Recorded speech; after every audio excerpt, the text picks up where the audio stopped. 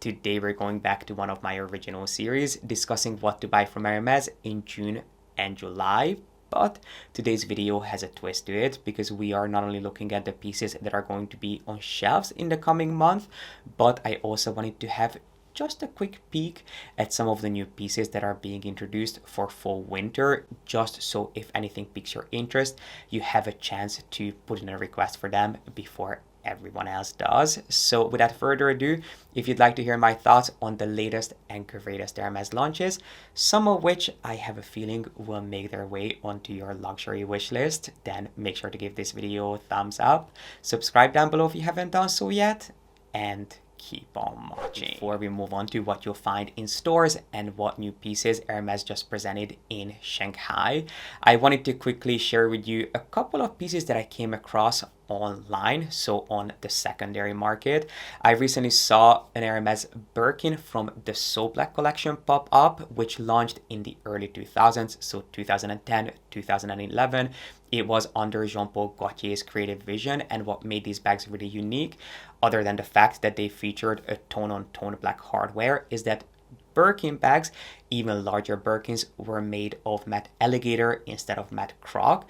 Most larger bags will be made of crocodile instead of alligator, just because it's easier to find larger pieces of croc leather than alligator. So alligator will usually be reserved for smaller bags, but personally, I much prefer alligator leather. And if you want to find out what the difference is in terms of how they look, how they feel, and how they wear, I'll make sure to have a video linked up here for you. Anyway, long story short, what made these bags incredibly special is that even larger bags were crafted from alligator skin instead of croc. So if you're interested in adding an extremely special bag to your collection for more reasons than one, I would highly encourage you to look at this bag. I'll make sure to have it linked down below for you. But just keep in mind that this is not for the faint of heart. This is a true collector's piece.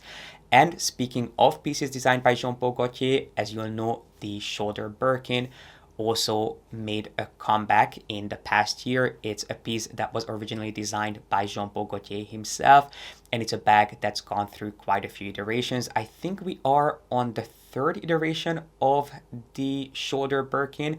They have slightly changed the hardware, and of course they've also introduced it in smaller sizes, in size 29, whereas in the past it was predominantly available in size 42 in Clemence leather, whereas now you'll find the shoulder Birkin in a much lighter version, not only because it's been shrunk, but also because now it's crafted from, I believe it's Ever color that you'll find this bag in more often than not, whereas in the past it was made of Clemence. Again, it's something that you have to pay quite a bit of premium for on the pre-loved market, just because it's such an iconic and extremely popular bag.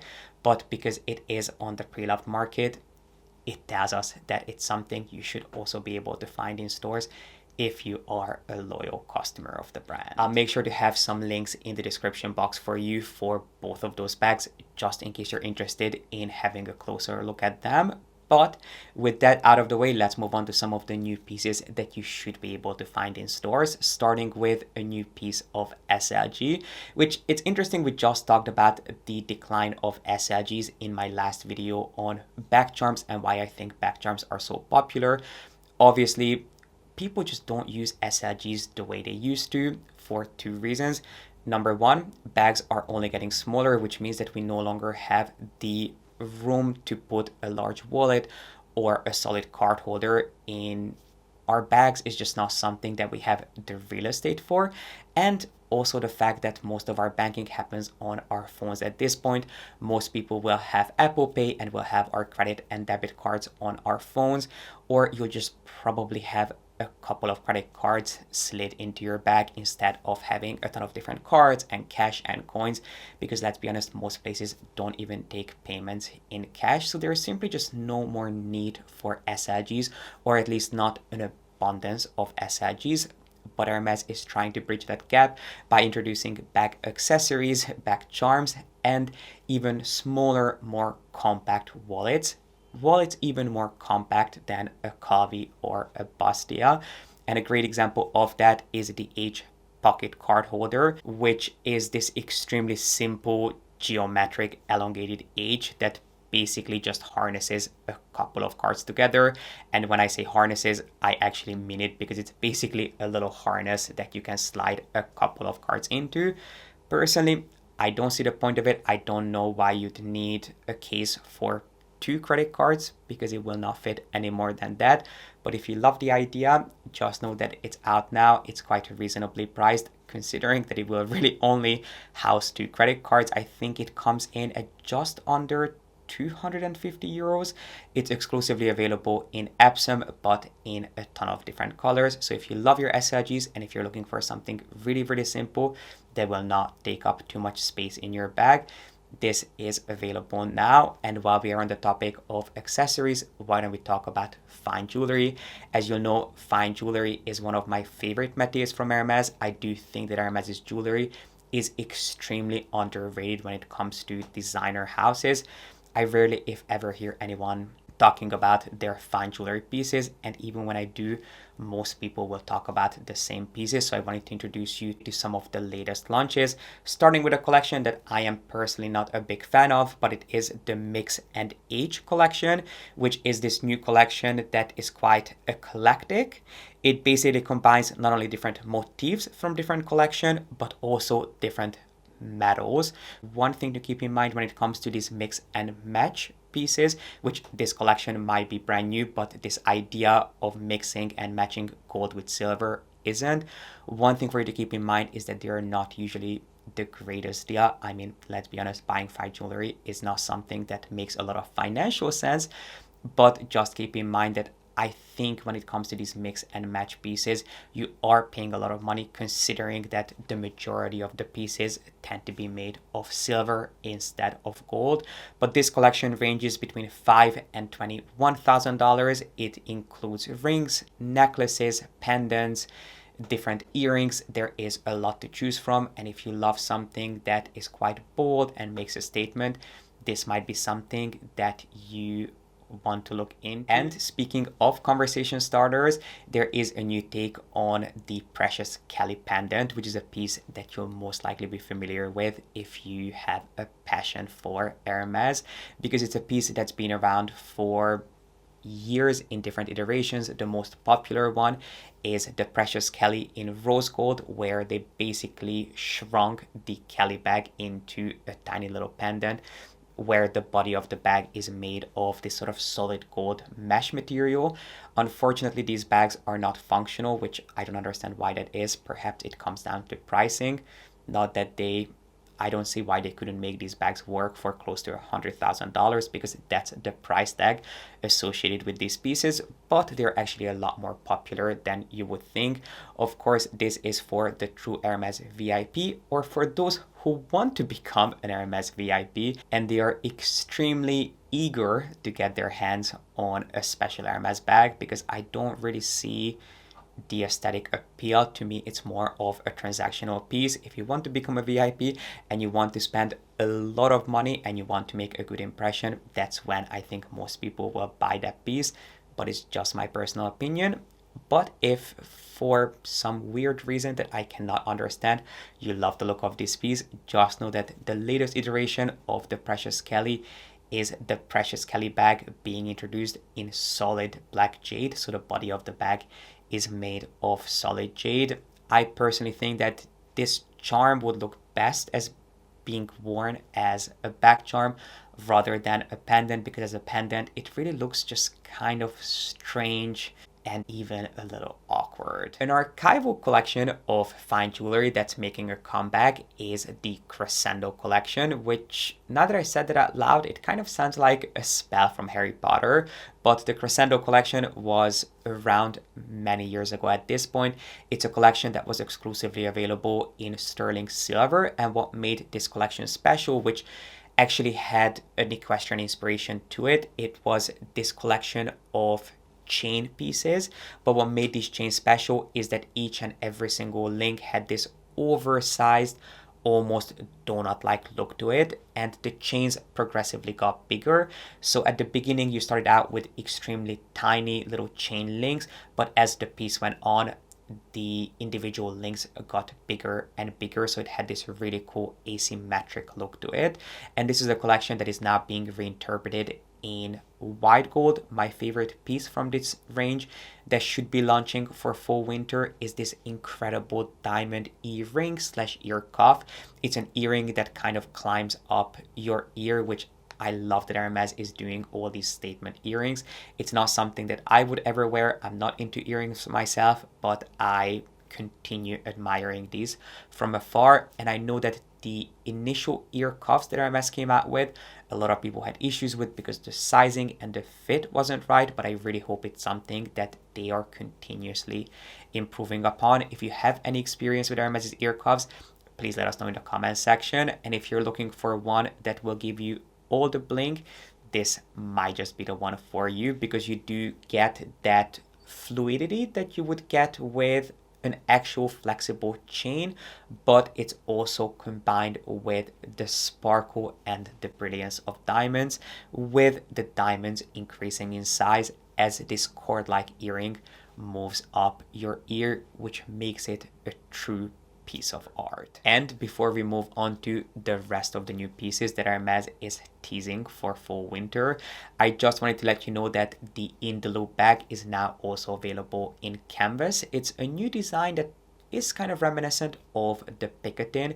It's a bag that launched a couple of years ago, but for this current season, it's also available in canvas with some leather accents. Now, what makes this bag quite special is that, of course, it has a similar slouchy, relaxed shape and feel to the Picotin, but this is actually inspired by the lore of the Shantung, and it combines several different elements of the Shantung motif. So it's not only the handles that are inspired by the Shantung motif, but there's also a jewel-like clasp on this bag, and even the base of the bag is in the shape of the Shantung chain link.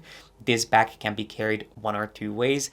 You can either have the bag completely open, which makes it feel a little bit more like a small tote bag, or you can have the top part of the bag gathered, which makes it feel a little bit more like a bucket bag or like a little basket. And for this current season, they're offering it in canvas in some beautiful neutral shades in both sizes, because the In the Loop bag is available in two sizes, so in 18 and 23. Both of the sizes are being offered in canvas.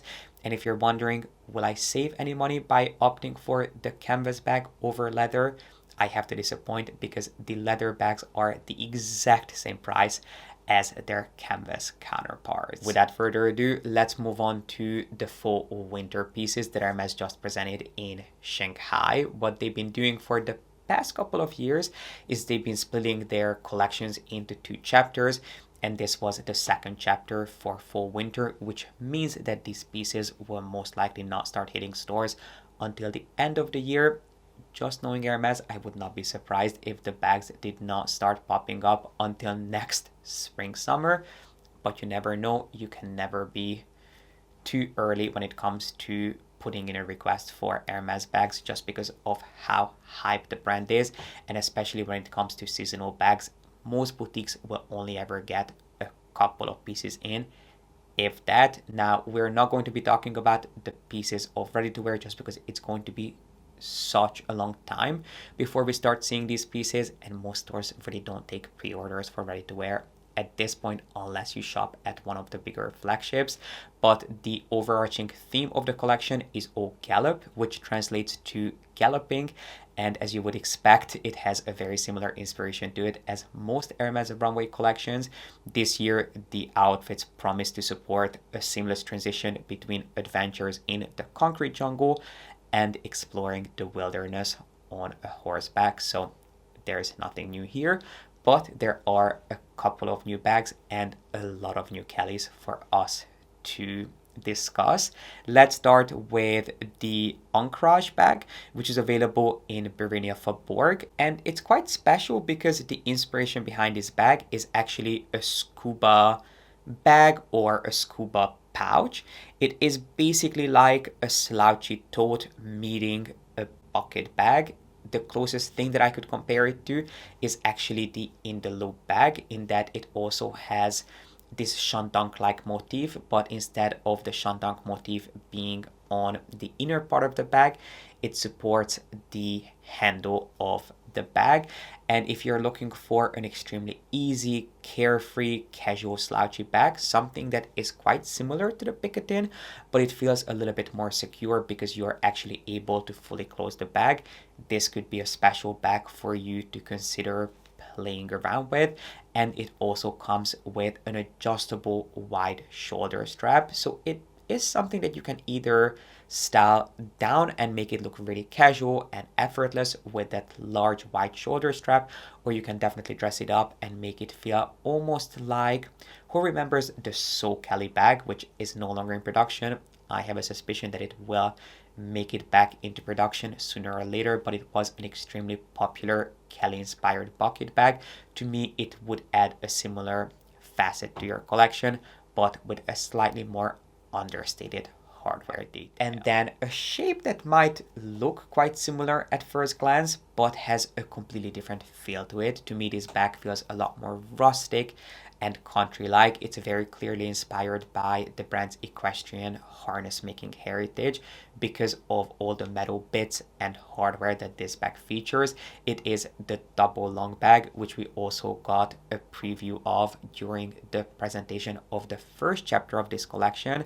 It's basically this really simple, laid-back, casual bucket bag that comes with an adjustable strap, so you can either carry this bag crossbody or you can double the strap because of the fastening that allows you to carry it just under your shoulder. I highly doubt that this piece will make it into mass production. If you want to get your hands on this bag, I would suggest talking to your boutique about it sooner rather than later, because I doubt that most boutiques will receive more than a handful of these pieces, if this piece even makes it into production. It's for the true Hermes collector. If you're really into your equestrian inspired pieces, this is something that I think you would find extremely appealing. And if you love this equestrian facet of Hermes, you love pieces that pay homage to their heritage, but you're not a fan of bucket bags, I've got something else for you to look into. It's not a piece that was shown on the runway, but it is a piece that's launching for fall winter,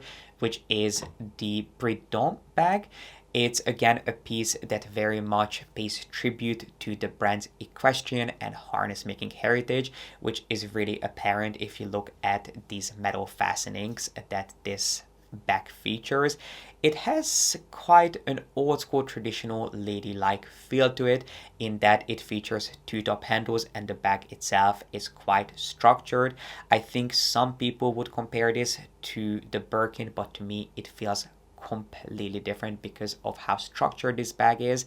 I mean, I guess, yeah, it does feature two top handles, but I think it would feel a completely different facet to your collection.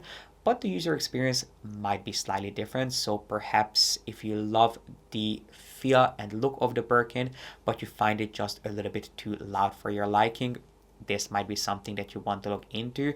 The reason this bag feels quite ladylike for me is because of how soft and rounded the edges are, and because of how sort of rigid it feels. I do wish this bag was available in more than just one size, but as far as I understand, it's only going to be available in one size. I don't have the exact measurements just yet, but looking at the pictures, I have a suspicion that it's going to be just around 30 centimeters, which of course makes a great size for a workhorse bag if you are a little bit more.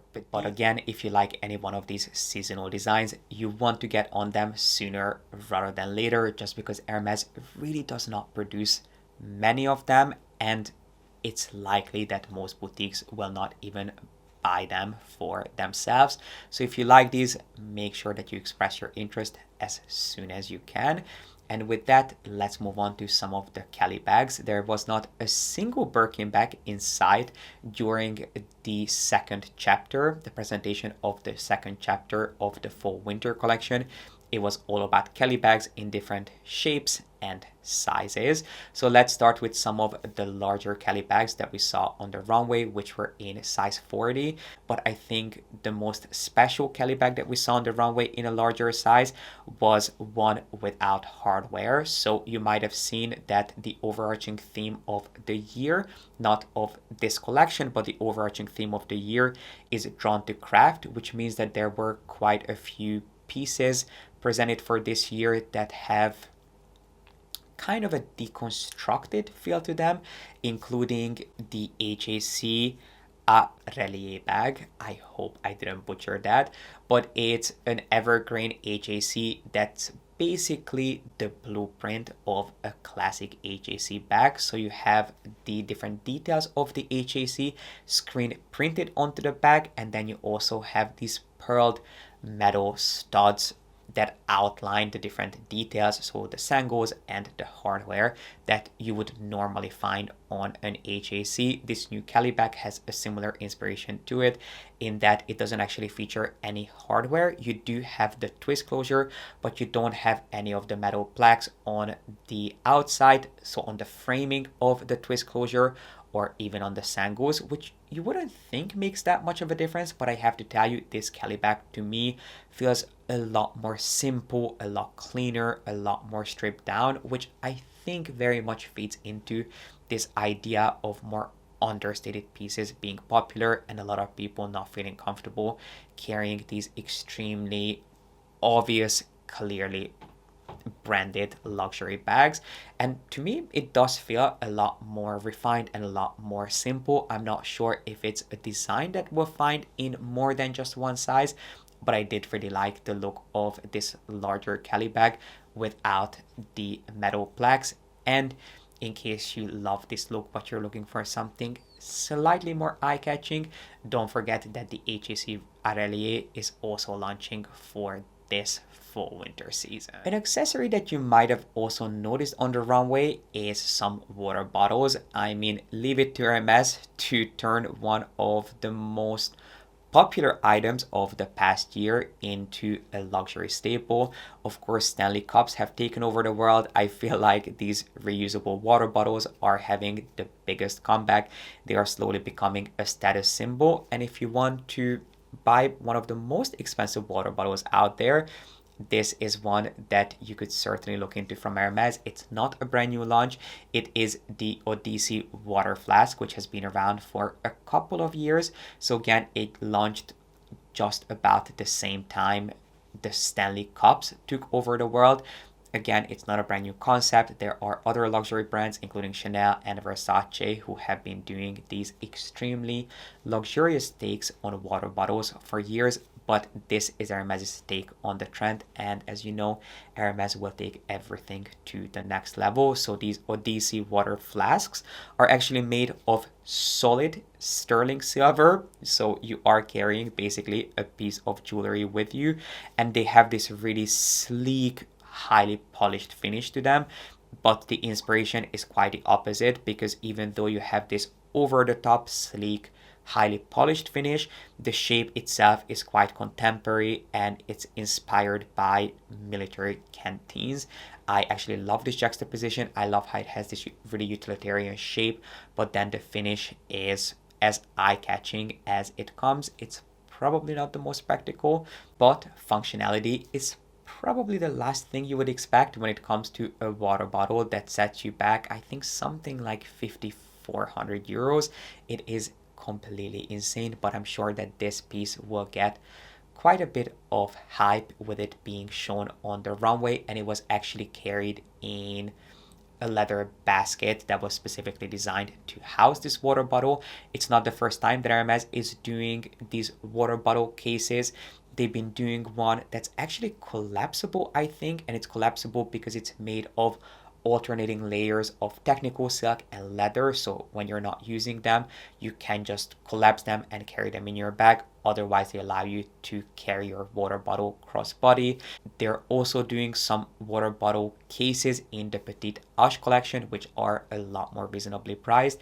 But if you want to go all out and if you want to turn these into a statement piece, just know that the Odyssey water bottle is already out now, and then for fall winter we are getting some new little pouches that these bottles will perfectly fit into. And then the Mini Kelly, I would have thought that by this point they would be discontinued, but they are still going strong. They again were styled slightly differently on the runway. Most models had these Mini Kelly styled really high up, which I can only imagine how uncomfortable that must have been, because these bags really have no give. They are not flexible. In fact, they are quite rigid and hard. So using this technique of styling, or using this styling method, I can tell you would be incredibly uncomfortable and could even potentially damage your Kelly bag depending on where it falls, because one of the biggest quality issues when it comes to Mini Kellys is the handle. I know a lot of people have had issues with the handle tilting and eventually not breaking down, but moving a lot more than it should on a Kelly bag. So you really want to be careful with where your Mini Kelly falls if you carry it crossbody. But for this season, the Mini Kellys were styled really high up on the models with a shorter shoulder strap, which again is incredibly uncomfortable. But we saw a huge range of Mini Kellys in different leathers, in box, in goatskin, and we also finally got a sneak peek of the Mini Kelly Cloute, but in white. The Mini Kelly Cloute and the Constance Cloute originally launched last year to commemorate the 100-year anniversary of the Faubourg boutique, and you might be thinking, this bag really doesn't look that festive. Well, it's all in the details, because these individual studs, they had 100 off on the Cloute bag, each one representing a year of the Faubourg boutique being around. Originally, this bag was available in black box leather, but for this upcoming season, we are getting it in white, and we're also getting a Kelly inspired clutch bag, which has more like a trunk like shape to it with the Cloute details. And then last but not least, a brand new Kelly bag that we also saw on the runway, a Kelly Cellier in boxed leather in size 25, is the Kelly Cellier Sogueria bag. I'm pretty sure I butchered that, but this bag is inspired by traditional Argentinian rope weaving and rope making that is used as an accent around the edges of the bag, which I have to say, I love this bag. This is one of those collector's pieces that you don't want to take out too frequently, because I can imagine how dirty that rope would get, especially considering that it's all around the edges, and it's something that would probably get quite dusty and quite worn looking, and there's really nothing you can do to clean white rope. I mean, just look at how difficult it is to keep white shoelaces looking fresh and new. Anyway, I digress. This bag is not made for everyday use. This is crafted for the true Hermes collector. And if that's you, just know that this bag is launching for fall winter. I actually love that stark contrast between the white edges and this really rich, deep, dark box bag. To me, it has a really cool kind of pop art, just vibrant look to it, even though it's a completely monochromatic bag. But it is one that's launching for fall winter. And with that, I would love to hear your thoughts in the comment section. Let me know your favorite piece from this collection. Is there anything that you're hoping to add to your wish list? What are your thoughts when it comes to some of these new launches? Are you impressed? Are you underwhelmed? I would love to hear what you think and what pieces you are trying to hunt down this year. I really appreciate you being here and watching, and if you enjoyed this video, make sure to give it a thumbs up and subscribe if you haven't done so yet, and I will see you back here with a new video really soon.